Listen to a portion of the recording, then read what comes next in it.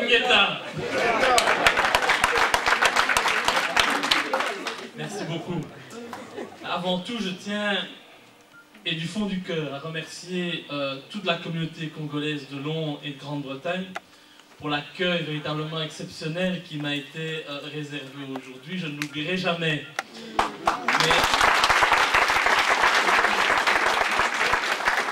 vous savez, ce n'est que la seconde fois dans ma vie que je viens ici à Londres, mais c'est vrai que grâce à votre ferveur, votre soutien et ce qu'on peut appeler un amour, j'ai vraiment l'impression de rentrer à la maison et d'être ici avec vous en famille.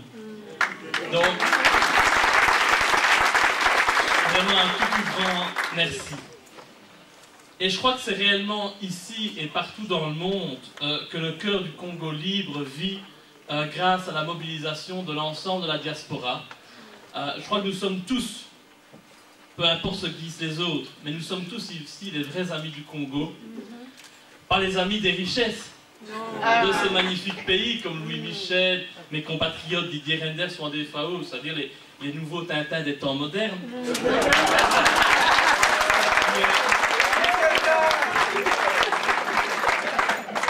Nous sommes en fait ceux qui souhaitent libérer le Congo, qui, et je l'ai déjà dit, si vous m'avez déjà entendu sur Internet, sur les différentes vidéos, aujourd'hui le Congo est devenu un hard discount à ciel ouvert, eh bien, où la communauté internationale a le droit de se servir allègrement, gratuitement, à une seule condition, c'est de soutenir l'individu qui se prétend président alors qu'il n'en a ni les capacités intellectuelles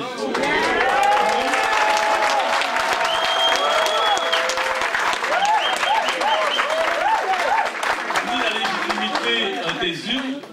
Ce président usurpateur, illégitime, tricheur et génocidaire. Et voilà, je dois encore de me faire un ami. Mais, vous savez, on a beaucoup parlé aujourd'hui d'un certain soupçon qu'il peut y avoir par rapport aux Européens qui peuvent défendre la cause du Congo. Et ce soupçon, je le comprends, parce que ça fait des années que de nombreuses personnes se disent être vos amis et qu'en attendant, ils n'arrêtent pas de piller votre pays, de soutenir des pouvoirs qui assassinent la population, qui violent les femmes, comme on l'a dit. Et donc, il est normal qu'un soupçon existe. Tout ce que je peux vous dire, c'est que moi, au niveau du Congo, je n'ai aucun intérêt. Je n'ai aucun intérêt là-bas. Je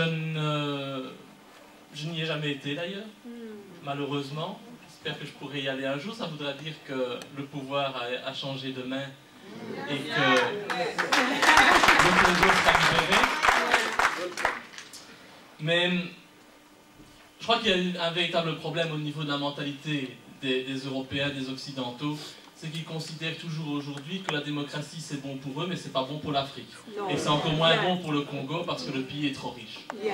Et on l'a vu, moi, au sein du Parlement belge, des gens comme Didier Reynders qui soutiennent l'indéfendable, soutenir qu'il y a eu des fraudes lors des élections, mais que la personne qui est en place a quand même le droit d'y être. C'est quand même totalement farfelu. Et surtout, une telle chose ne serait jamais possible en Europe. Donc ça montre toujours bien qu'au niveau des dirigeants européens, il y a une démocratie, il y a deux démocraties en fait. Il y a une démocratie pour l'Europe, il y a une démocratie pour l'Afrique. Et comme j'ai déjà entendu au sein du Parlement, c'est vrai que de nombreux responsables occidentaux estiment que bon, la démocratie, c'est pas vraiment pour l'Afrique. Et ça, je trouve ça complètement scandaleux. Parce qu'il n'y a pas de démocratie à deux vitesses, il n'y a qu'une seule et unique démocratie, c'est le pouvoir du peuple par le peuple. Et aujourd'hui, la volonté du peuple congolais n'est pas respectée. Et nous devons donc nous lever contre tous ceux qui continuent à soutenir quelqu'un qui est illégitime.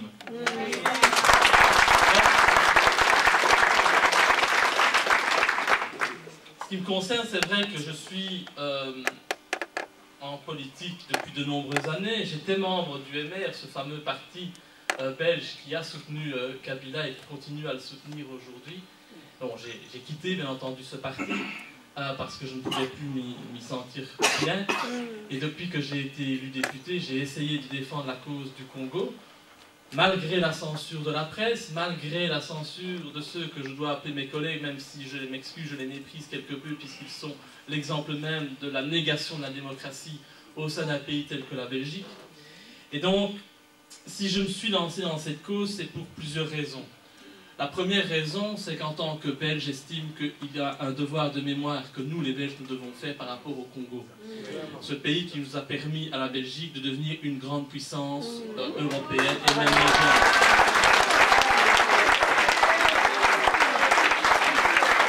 Bien entendu, certains diront c'est le passé, c'est pas le plus urgent. Je suis d'accord, mais je pense qu'il faut d'abord régler aussi le passé pour pouvoir voir l'avenir convenablement et sortir de cette logique néocolonialiste telle qu'elle existe encore aujourd'hui dans mon pays.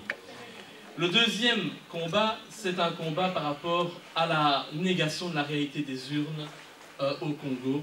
Et là, nous travaillons tous ensemble pour faire en sorte que M. Tshisekedi soit reconnu comme le seul et unique président légitime du Congo. Et Dieu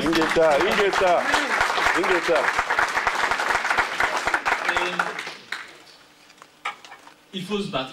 Il faut se battre contre l'absurdité la plus totale, contre la bêtise de ceux qui nous dirigent, contre, je m'excuse encore la semaine passée, Didier Reynders qui a le culot de dire qu'il a rencontré l'UDPS et que l'UDPS va siéger au Parlement, à croire que Didier Reynders a décidé non seulement de nommer le président du Congo, mais aussi de devenir le président du DPS. Ce qui est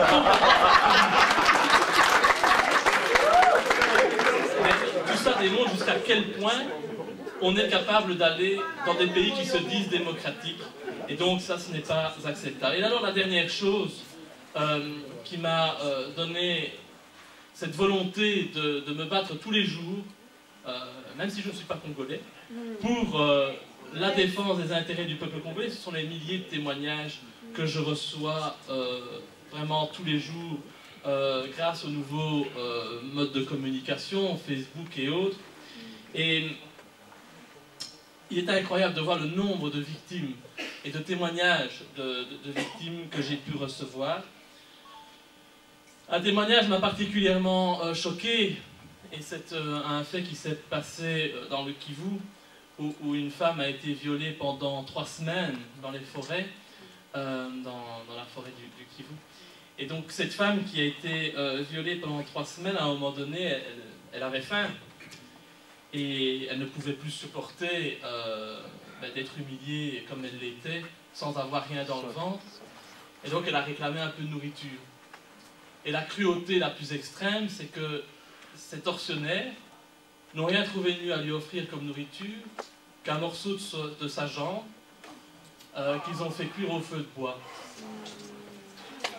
Alors vous voyez, quand on a ce genre de témoignage, on ne peut pas rester insensible. Si on reste insensible, c'est qu'on n'est guidé que par un seul intérêt, qui est l'intérêt financier. Des intérêts financiers de ceux qui, malheureusement, nous dirigent, mais qui ne nous dirigeront plus pour longtemps, j'en suis persuadé, si nous tous nous levons. Ingeta. Il y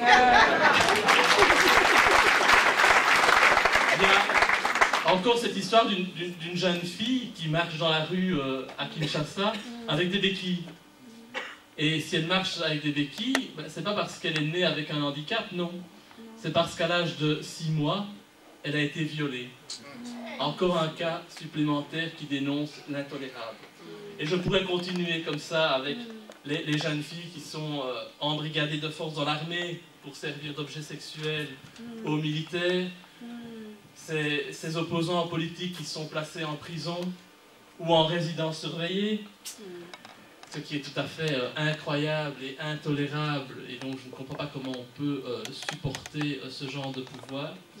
Et donc je pense qu'aujourd'hui, nous avons, nous tous, la mission de nous lever et de continuer le combat, parce que moi je crois qu'il y a une chose qui est réelle, c'est que l'indépendance du Congo, c'est l'indépendance qu'on attend depuis de trop nombreuses années, elle ne viendra que si le peuple congolais, dans son ensemble, et donc y compris la diaspora, se lève, se met en marche pour aller donner un bon coup de pied au derrière à celui qui occupe une place qu'il n'aurait jamais dû occuper.